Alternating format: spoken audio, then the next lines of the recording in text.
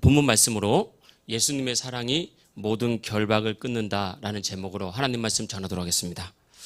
하나님은 하나님의 형상과 모양을 따라서 사람을 창조하시고 사람을 창조하신 후에 복을 주셨습니다. 사람 안에는 하나님의 형상과 모양이 다 있습니다. 그래서 사실은 인생은 아름다운 것입니다. 우리 이 땅을 살아가면서 늘 아름다움만 경험하지 않지만 사실은 하나님은 우리의 인생을 아름답게 창조하셨고 복 주셔서 우리의 인생을 아름답게 살게 만드셨습니다. 그래서 사실은 숭고한 이 아름다움과 우리를 향한 행복하게 하는 소망 그리고 우리 인생을 이끌어가는 비전은 누구에게나 다 있습니다. 근데 살다 보면 힘든 일들이 많죠. 상처받는 일도 많고 또 우리 안에 주신 하나님의 아름다움이 꺾이는 일들이 정말 많습니다. 이렇게 슬픈 일, 힘든 일, 상처받은 일 이런 배후에서 악한 마귀가 그때부터 우리의 인생을 하나하나 묶습니다. 처음에는 아닌 것 같지만 반복되고 지속되다 보면 그 결박이 점점 강해져서 악한 마귀는 우리를 더 깊은 어둠과 절망 속으로 끌고 가고 우리를 불행한 인생으로 만드는 것입니다. 그래서 성경은 예수님은 사람을 묶고 있는 모든 어둠과 실패의 결박을 푸시는 분이다 그렇게 말했습니다. 우리 이사야서 말씀 한번 보겠습니다. 이사야서 61장 1절 다 같이 읽겠습니다. 시작. 주 여호와의 영이 내게 내리셨으니 이는 여호와께서 내게 기름을 부으사 가난한 자에게 아름다운 소식을 전하게 하려 하심이라. 이어서 2절 시작. 나를 보내사 마음이 자를 고치며 포로된 자에게 자유를 갇힌 자에게 노임을 선포하며 여호와의 은혜의 해와 우리 하나님의 보복의 날을 선포하며 다시 그 다음 3절 시작. 모든 슬픈 자를 위로하되 무릇 시온에서 슬퍼하는 자에게 화관을 주어 그 죄를 대신하며 기쁨의 기름으로 그 슬픔을 대신하며 찬송의 옷으로 그 근심을 대신하고 그들이 의의 나무 곧 여호와께서 심으신 그 영광을 나타낼 자라 일컬음을 받게 하려 하심이라. 아멘. 성경에 분명히 말하고 있습니다. 죄 대신 우리에게 기쁨으로 부으시고 슬픔 대신 찬송의 옷을 입히시고 우리를 포로된 자를 자유케 하며 상처받은 자를 고친다라고 말하면서 예수님을 만나면 그 사람의 인생이 반드시 새롭게 되고 그 사람의 결박이 끊어져서 하나님 주신 아름다운 인생이 시작된다고 말하고 있는 것입니다. 우리 배우 김혜자 씨 있잖아요. 보니까 배우 김혜자 씨 연기 잘하는 배우신데 1941년생이시더라고요. 그러니까 우리 나이로 올해 86세입니다. 고령이죠. 굉장히 고령인데 나이는 많지만 소녀의 감성을 가지신 분. 목소리도 일반적인 목소리가 아니죠. 아름다운 밤이에요 이러면서 목소리 자체도 소녀 감성이 풍성하신 분입니다. 근데 김혜자 씨가 골초 중에 골초였다고 그러잖아요. 담배를 그렇게 많이 피웠다고 합니다. 근데 김혜자 씨가 예수님을 만난 간증을 하는 것을 잠깐 들어본 적이 있습니다. 딸이 이 김혜자 씨를 전도한 거예요. 딸을 잘 만난 거죠. 엄마가 나하고 같이 교회 갔으면 정말 좋겠어. 그게 정말 내 평생의 소원이야. 이렇게 얘기했대요. 김혜자 씨가 그 얘기를 가만히 듣고 보니까 아니 딸이 평생 소원이라는데 다른 것도 다 해주는데 딸의 소원 한번 못 들어주겠냐고. 내가 예수님을 믿진 않지만 딸 따라서 교회는 갈 수 있겠다라고 생각을 해서 그냥 딸이 가자고 하니까 그냥 딸을 따라서 교회에 다니기 시작한 거예요. 사실은 교회 다녀준 거죠. 그러면서 딸과 함께 교회를 가는데 이제 그 다음에 하나를 더 요구하더래요. 좀 시간이 지나니까 딸이 한 번은 엄마 우리 교회에서 이런 특별 새벽 기도회 같은 걸 하는데 나하고 같이 우리 새벽 예배 한번 같이 가볼까? 혼자 가면 좀 무서울 것 같아서 새벽에 가니까. 그러니까 김혜자 씨가 어차피 간 길에 딸 기분 좋으라고 그냥 새벽 예배 특별 새벽 기도 하는데 쫓아갔다고 해요. 근데 이게 하나님의 놀라운 계획이었습니다. 새벽 예배 쫓아가서 앉아 있는데 예배를 드리는데 갑자기 마음이 흔들리면서 요동치면서 눈물이 쏟기 시작하더래요. 너무 깊은 눈물이 줄줄줄 흐르니까 주변 사람들이 김혜자 씨 하면 그래도 유명한 배우잖아요.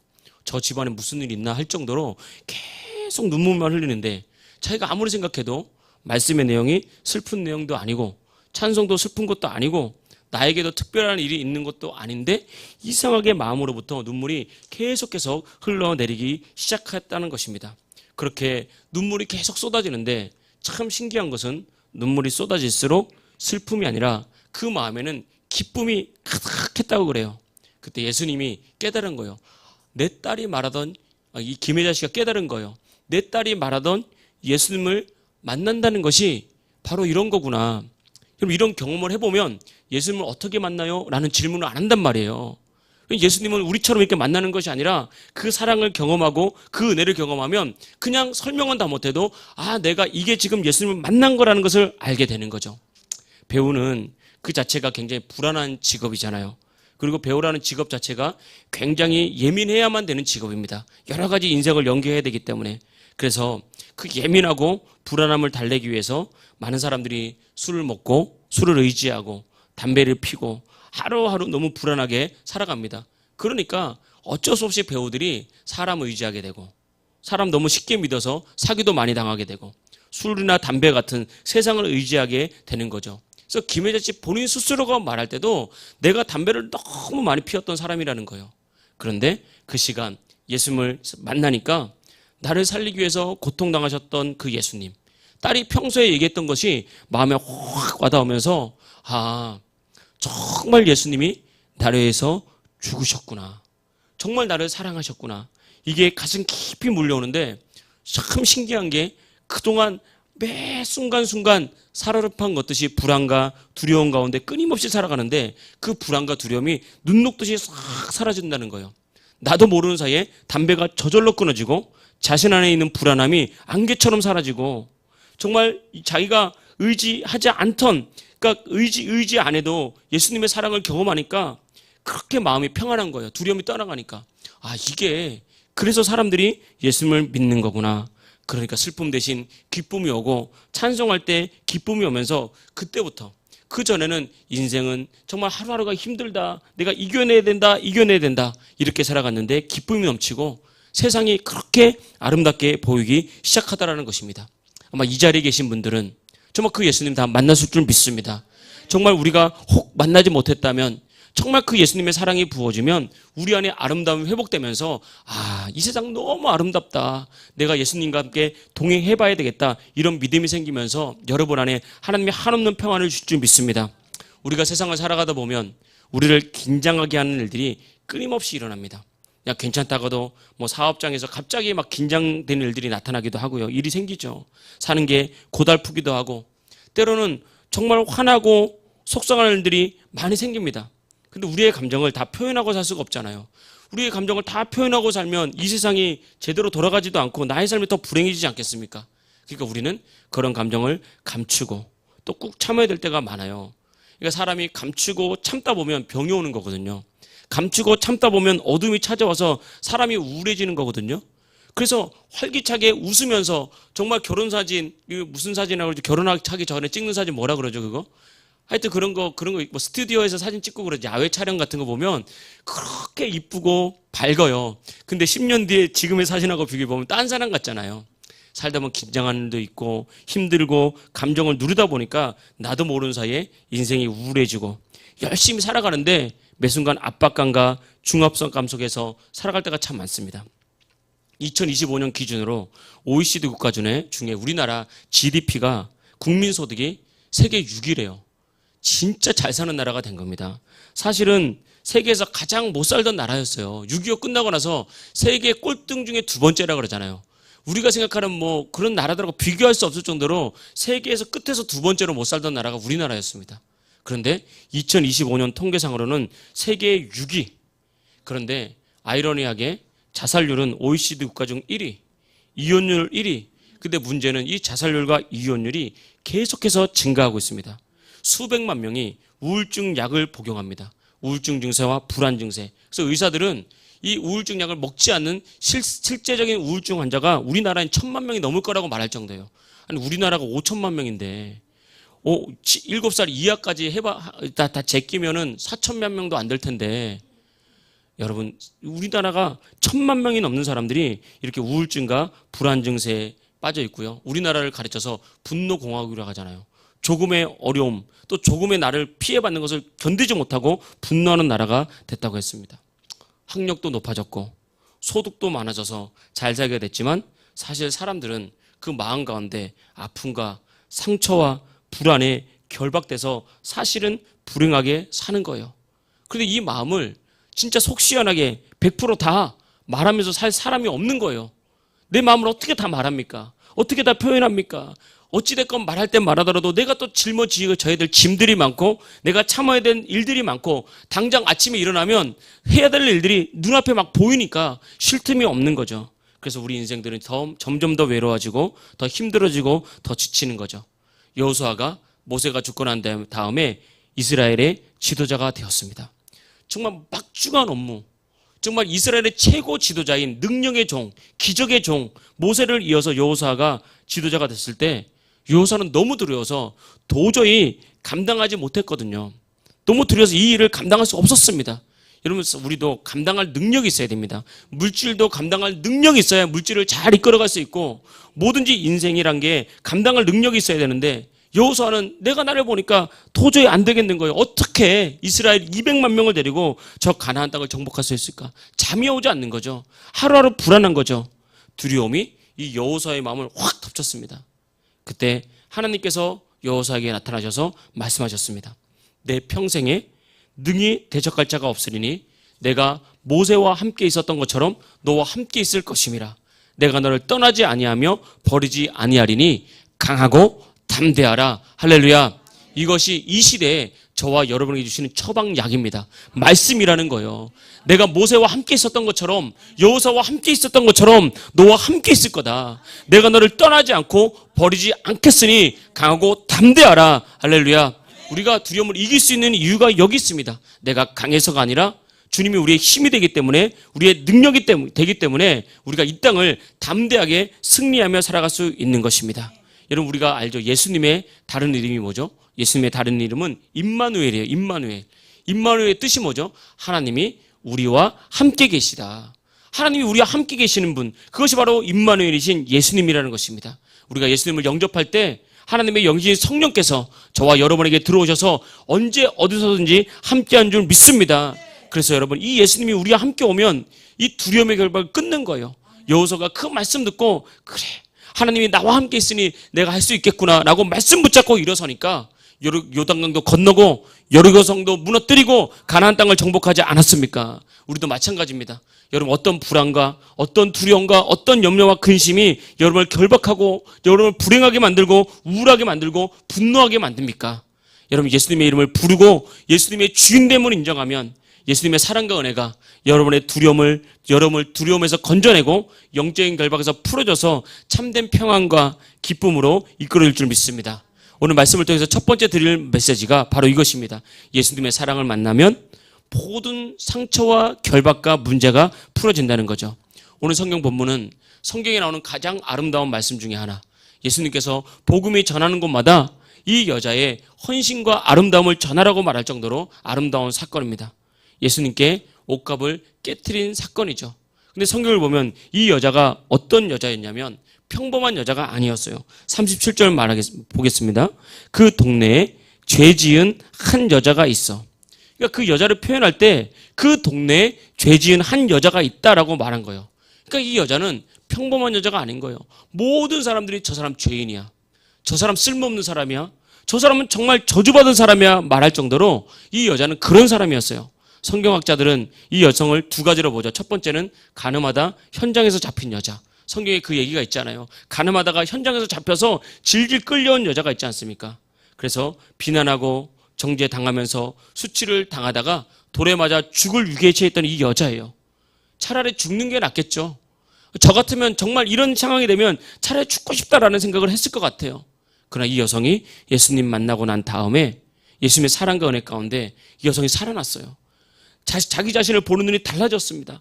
아, 내가 정말 비참하고 죽은 게 차라리 나은 인생인지 알았더니 알고 보니까 난 소중한 사람이었구나. 자신 안에 아름다움이 회복되었고 살 길을 주님께서 열어주셨습니다.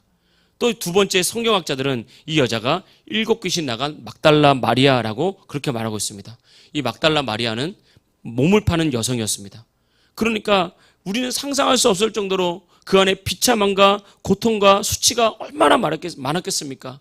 정말 나가서 사람 보는 것이 두려웠을 거예요. 집 밖을 나가기 싫었을 겁니다.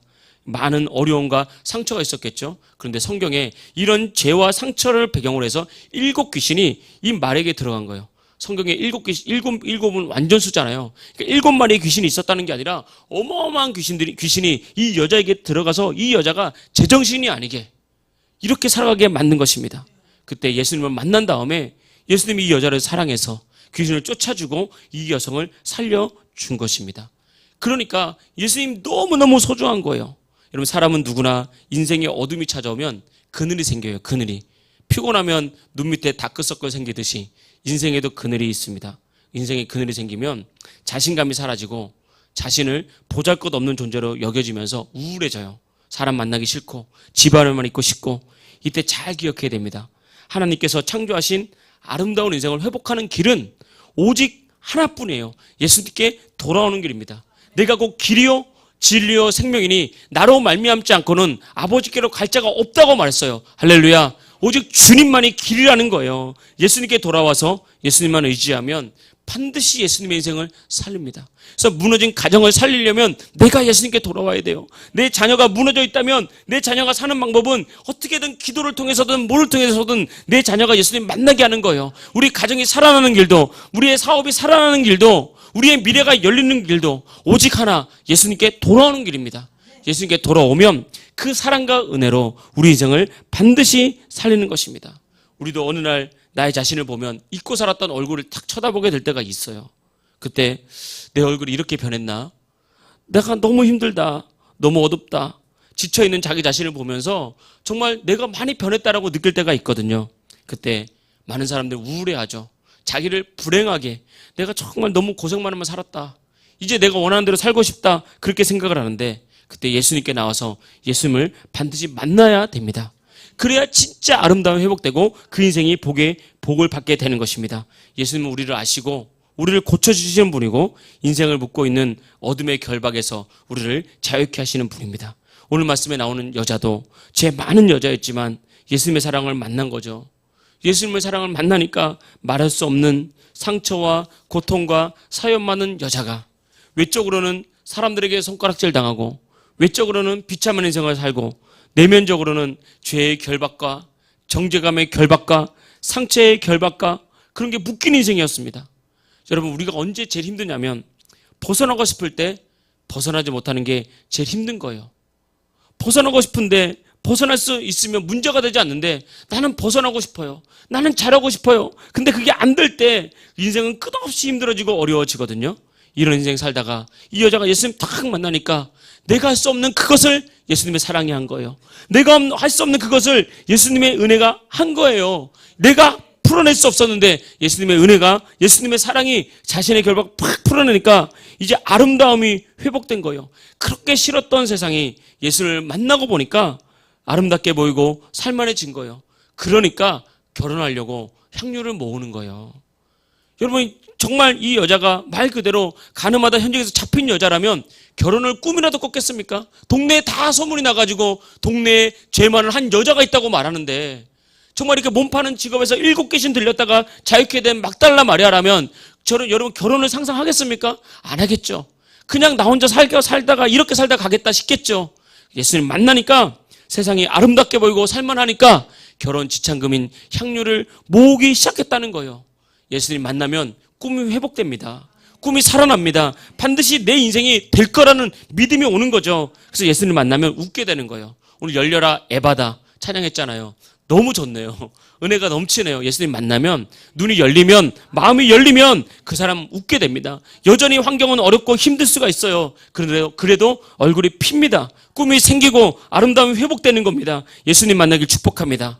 근데 우리는 이 사랑을 받았는데 깨닫지 못하는 거예요. 여러분, 무엇이 너무 뜨거우면 그 순간은 뜨거움을 느끼지 못합니다. 화상을 당할 때 너무 뜨거운 게 한 번에 확 몰려오면 처음에는 뜨거운지 모르다가 조금 지나면 온몸이 불붙는 것처럼 화끈거리고 감각이 사라지잖아요. 여러분, 예수님의 사랑이 작아서 못 느끼는 게 아닙니다. 예수님의 은혜가 작아서 우리가 못 느끼는 것이 아니라 사실은 너무 크기 때문에 우리가 예수님의 사랑을 못 느끼는 거예요. 그래서 누군가는 그랬어요. 저기 태양빛이 날마다 비치니까 태양빛의 소중함을 모른다고. 유럽에 가면 태양만 비치면 사람들이 옷 다 벗고 일광욕 한다면서요. 근데 우리나라는 어떻게 태양만 비치면 다 가리기에 바빠요. 그래서 외국인들이 백인들은 우리나라 오면 신기하다 그러잖아요. 이 태양을 왜 가리냐고. 여러분 그렇습니다. 너무 큰 것은 우리가 너무 커서 못 느끼는 거예요. 예수님의 사랑이 너무 크니까 너무 감사한데 우리가 못 느끼는 거죠.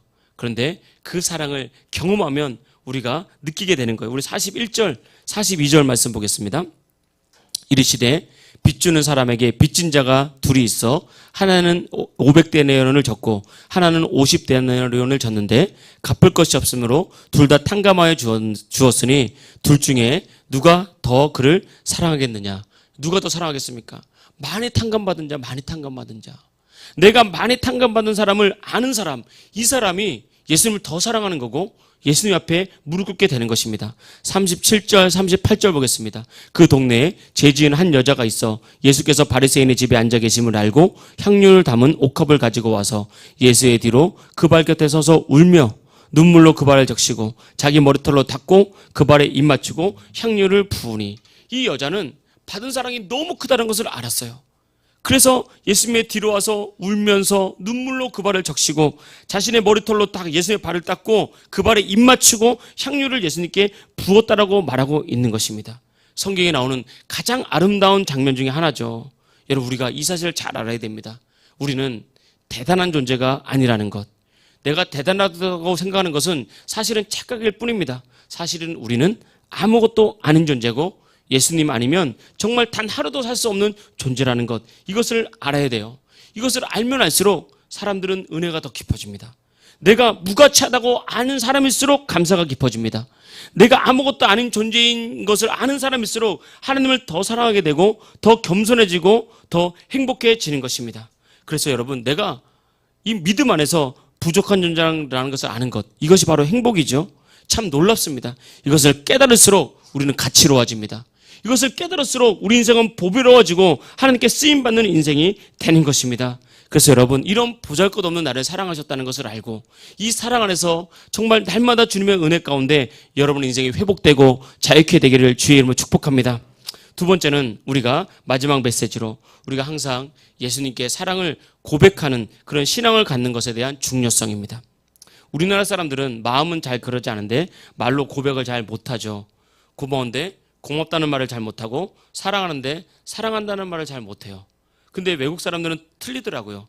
뭐 허니 그러면서 뽀뽀도 하고 안아주기도 하고 그렇잖아요. 우리나라는 이제 꽃을 하나 사오면 자 생각나서 꽃 사왔다 이렇게 하면 되는데 오다가 어떻게 했다고요? 주웠대요. 주웠어. 그 꽃을 어디서 주워오는지 나한테 좀 알려주면 저도 맨날 주스러 가겠어요. 그렇죠. 음식을 해서 이제 아내가 해주면 맛있어 물어보거든요. 그럼 맛있다고 하면 되는데 경상도 사람들은 괜찮네. 그리고 뭐 괜찮다는 말이 도대체 무슨 말이죠? 맛있다는 말이거든요. 우리나라 사람들이 표현을 잘 못해요. 말없이 그냥 많이 먹으면 맛있는 거고 안 먹으면 맛없는 거. 그냥 맛있다는 거거든요. 예수님을 향한 여자의 이 사랑은 표현이 된 사랑이잖아요. 고백하는 사랑이잖아요. 우리의 신앙이 이런 고백하는 모습이 필요합니다. 말하는 모습이 필요해요. 우리가 5월 가정의 달이잖아요.